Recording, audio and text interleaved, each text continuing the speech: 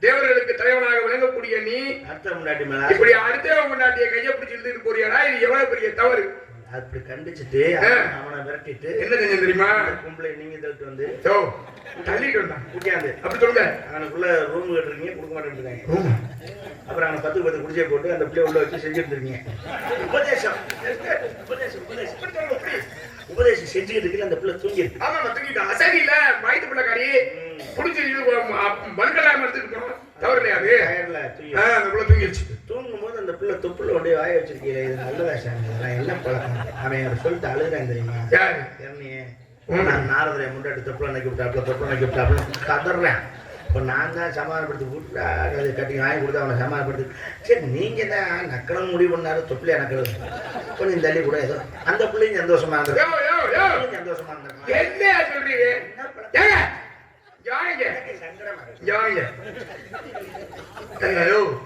என்ன பேசுறீங்க? அது இல்ல, அப்படி இல்ல. எப்படி நடக்க முடியும்? இல்லங்க, நான் அப்படிலாம் செய்யல. ஹரிதாரத்தை பிடிச்சிட்டு போயிட்டு சத்தியமாயா நீங்க இது வரைக்கும் நக்குனதே எழுதி சட்டம் பண்ணுங்க. என்ன யோசிக்கிறாங்களா?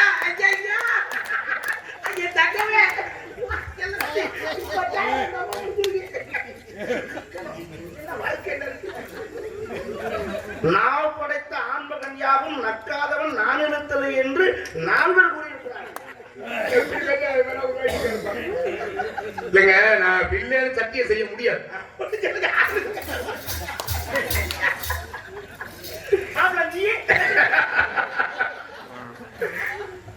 ஏன்னா நான் பூலோகத்திலே கருமடன் கலாவதி என்ற தம்பதியருக்கு மகனாக பிறக்கின்ற பொழுது சப்தரிசிகள் சாப்பிட்ட எச்சி இலை இருக்குல்ல, அதை நக்குனங்க. அதை நக்குனதுனாலதான் ராதாகிருஷ்ண மந்திரத்தை சொல்லிக் கொடுத்தார்கள். நல்ல மனுஷன் ராதாகிருஷ்ண மந்திரத்தை நமக்கு சொல்லிக் கொடுத்தார்கள். அதனால அவருக்கு ஞானம் கிடைத்தது. முற்பிறவியினுடைய இதற்காக முன் ஜென்மத்திலே என்ன நடந்தது, ஏன் பிறந்தோம் என்பதை அந்த விளைவு தெரிந்தது. பிறகாக மறுபடியும் நாரதராக மேலத்துக்கு வந்துட்டேன். எச்சியிலே நக்கிருக்கு, இதை நக்க கூடாதா? சும்மா விஷயம் என்னன்னு தெரிஞ்சுக்கங்க. இப்ப சொன்னீங்களா இரணியன், அது என்ன இரணியன் வந்து உங்ககிட்ட அழுதான். இது இந்த கதை நடந்தது கிருதயுகத்துலயா? ஆமா. என்ன மாமா யார் இல்லையா? இது கலியுகம்யா. ஆமா.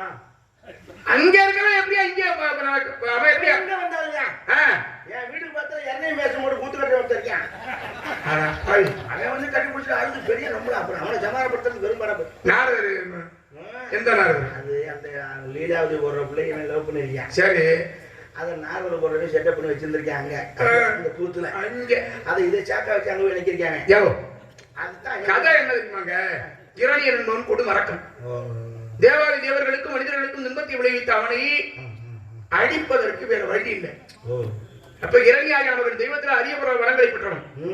உலகத்தில் இருக்க எல்லாரையும் இரணியாக நமக்குன்னே சொல்றேன். அந்த வயிற்றுக்குள்ள இருந்த அந்த பிள்ளை, இந்த பிள்ளை உபதேசம் பண்ணல, அந்த பிள்ளை அசந்து தூங்கிடுச்சு. உள்ள இருந்து ஒரு சத்தம். என்ன சத்தம்? அப்படின்னு ஒரு சத்தம். யாரான்னு பார்த்தா வயிற்றுக்குள்ள இருந்த குழந்தை. இந்த குழந்தைக்கு போய் ஓம் நமோ நாராயணாய நமகங்கிற மந்திரத்தை தாயா சொன்னேன். தொப்புள் கரையானை வச்சு. ஏன்னா தொப்புள் கொடிதான் தாய்க்கும் பிள்ளைக்கும் இடையேயான உறவு.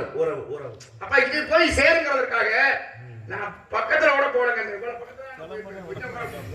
நான் கிளவி போட்டா காமிச்சாலே என்னன்னு நாரதர் புராணம் புத்தகம் வச்சிருக்கேன். அதை இப்படி விரிச்சு காமிச்சா அதை பார்த்தேன். என்ன அவ லீலாவது வந்து செவத்துல இப்படி ஒத்துக்கால வச்சு இப்படி உட்காந்துருக்கா. நீங்க இடையில மணி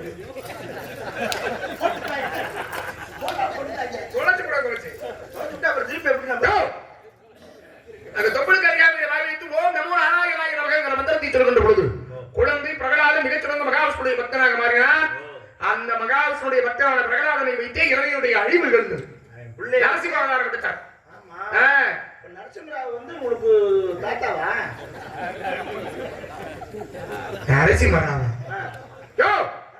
நரசிம்ம அவதாரம்யா. அவதாரா? அவதார் அது பூரா ப்ளூ கலர்லயே தெரிவாங்களே. சரி சரி சரி சரி அவதாரம்யா. அவதாரத்தை போய் நீங்க டிஸ்டர்ப் பண்றீங்க. யார் தாரத்தை? நாராயணன் அவதாரமா? அவர் தான் எடுத்தார் ஒரு அவதாரம். ஓ, அவர் எடுத்தது. சந்தோஷம் சாமி. சரி சரி. என்ன யாரு நீங்க என்னையா நான் படிச்சது கூட மறக்கடிச்சிருவோம் இருக்கீங்க. என்ன யாரும் ஒரு வாட்டி கேட்கல. சரி யார் நீங்க? ஏரியா தலைவர்மே. இப்ப எந்த ஏரியா அது? மலேரியா. டேய், அது நோயில மலை ஏரியா, மலைப்பகுதி. இந்த ஏரியால நம்பிராஜன் ஒருத்தர் இருப்பாரு தெரியுமா? ஆமா. ஏரியால யார் அவரு? என்ன ஆமான்ட்டீங்க? அப்புறம் யாரை வந்து எனக்கு தெரியும். யாரு? எங்க அப்பு. உங்க அப்பா அவரு? சரி நீங்க யாரு? அவர் மயன். சரி இருக்கட்டும், வேலை இருக்கு. இருங்க, வேலை இருக்கா? அப்ப நான் தனியா நிக்கிறாங்க. அப்புறம் யாருன்னா அந்த பக்கம் போகக்கூடாது. ஏன் ஏன் அந்த என்னது ஆபத்துகள் நிறைந்த இடம். என்ன இடம்? பந்து கலந்துகள்லாம் அந்நிய ஆடவர்கள் உள்ள பிரசவிக்க கூடாது. பிரசவிக்க இல்லையா? பிரவேசிக்க கூடாதியா? அதான் பிரசவிக்க பிரவேசிக்க பிரசவிக்க பிரசவிக்க புள்ள வைக்கிறது ஏயா சும்மா பிரசவிச்சா தான் நோட்டீஸ் அடிக்க முடியும். பிரசவிச்சாம நோட்டீஸ் அடிக்கிறது. பிரஸ் வைக்கிறது இல்ல, பிரவேசித்தல் அப்படின்னு சொல்லலாம். இப்படி சொல்லலாமா? பூவென்றும் சொல்லலாம், புஷ்பம் என்றும் சரி சொல்லலாம். சரி, பிரசவிக்க கூடாதுன்னு சொல்லலாம். அதனால அது போற பொம்பளையாள் இருக்கா? சரி, போப்படாது. யார் அந்த பொம்பளாடு? பொம்பளையாள் போப்படாது சொன்னா சொல்லலாம். உங்களுக்கு பொம்பளையாள் இருக்கா? அவங்க போப்படாது. சும்மா இருக்கு. அங்கிட்டு போகக்கூடாதுங்க. ரெண்டு சரி சரி, ரெண்டு பொம்பளையாள். ஒண்ணு தங்கச்சி. சரி இன்னொன்னு வந்து சரி, இப்ப முடிவு பண்ணிட்டீங்களா இல்லையா? ரெண்டு பேர்ல அது அவர் போன் பண்ணி சொல்றேன்னு சொல்ல வண்டியில் தூங்கிட்டாப்ல எனக்கு செல்வம். சரி சரி சரி சரி, பார்க்கலாமா உங்களை? யாரை கூப்பிடுறீங்க? யாரை கூப்பிடாது? உங்களுக்கே தெரியும். அது வாசம் இங்கி பிங்கி பாங்கி இங்கி பிங்கி பாங்கி. முதல்ல ஏழை கூப்பிடுறேன். கூப்பிடுங்க. கூப்பிடுவா. Super piece. நான் சொல்றேன். நீங்க எனக்கு அப்படி இல்லையா? பார்க்கிறேங்க, ஆசீர்வாதம் கொடுங்க. நல்ல வேலையை போச்சு. என்னையவே வேற வேலை பார்க்க தஞ்சாப்புல